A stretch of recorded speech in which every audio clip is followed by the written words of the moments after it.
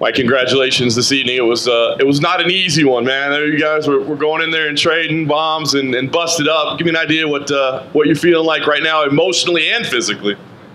Well, I said it wasn't going to be easy. I said that we were going to go in there, cut each other up, we were going to bleed, and people were going to get hurt. That's what we did, and I got my first decision victory, man. This is something I see my career moving forward in the positive direction, and I'm happy with that. I'm getting better. Shows room for growth. That's always good. You can't be as I can't just know everything yet. So man, I'm ready to relax and have some fun, and then get back in the gym and get even better.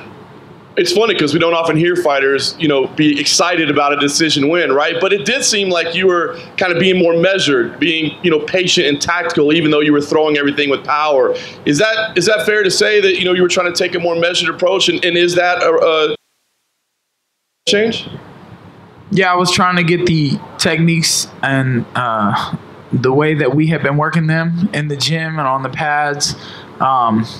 I felt a few times that they weren't coming out the way that I wanted them to. Some of his knees to the body were affecting that, the way that I had been working the level changes and the angles to the side.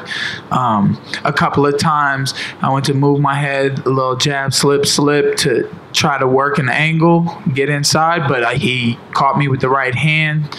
So, when you make a mistake like that, it makes you think, and thinking in there can slow you down, and that's maybe what y'all see. I don't know how slow the fight was. I don't know how good we did. I'd like to watch it. I know there was lots of blood, and hoping we got fight of the night.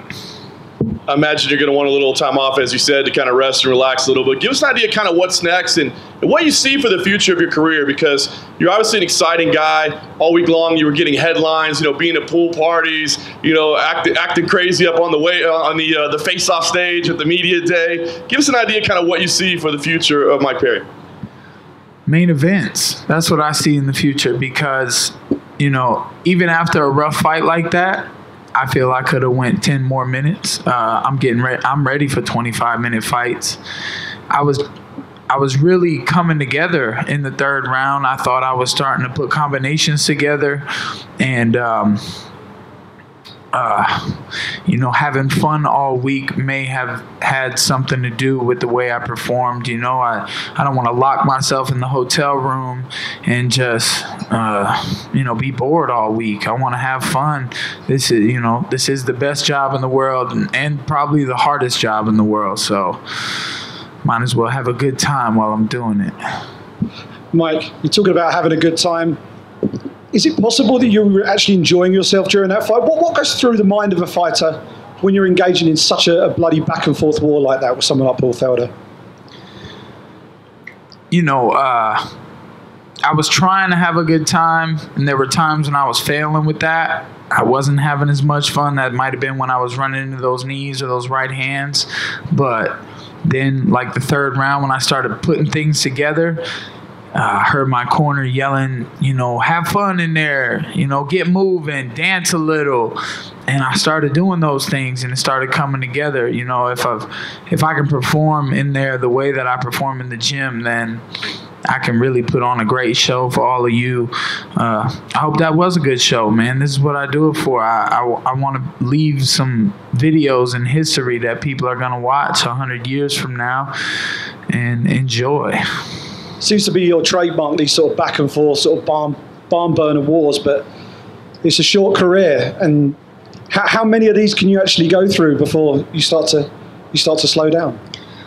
Like I'm saying, to be honest with you, after that war, I feel like I don't feel that bad. I feel like I can get back in the gym, ice my legs a little bit, get in the ice bath. The PI has a nice little ice bath that I like to jump into. That thing is very relaxing. So I think a couple days in that, and I'm ready to spar. I'm ready to work. I mean, obviously, I got to let these stitches get taken out first. I don't want to open these cuts, but I don't think I took the damage that he did. I mean, in the first 15 seconds, we had a little clash of headbutts. And, you know, the first thing I thought was, well, that makes the fight look better. Mike, to your left, right here front. Now that you got the camp change under your belt, win with the new camp, how would you characterize what that camp change has meant to you compared to maybe if you were in that fight tonight but you hadn't made the change? What do you feel like were the biggest benefits, what paid off?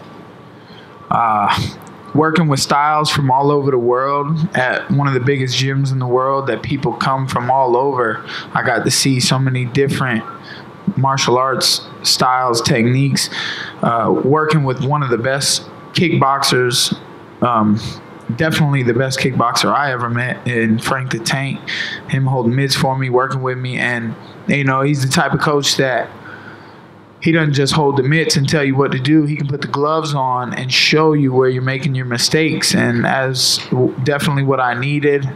My other camp was great, but it was full of grapplers, and that's not really my fighting style. I found some people who are a little crazier like me. They like to get in there and bite down and get into fights. And we all know that's what I like to do. I do it every time.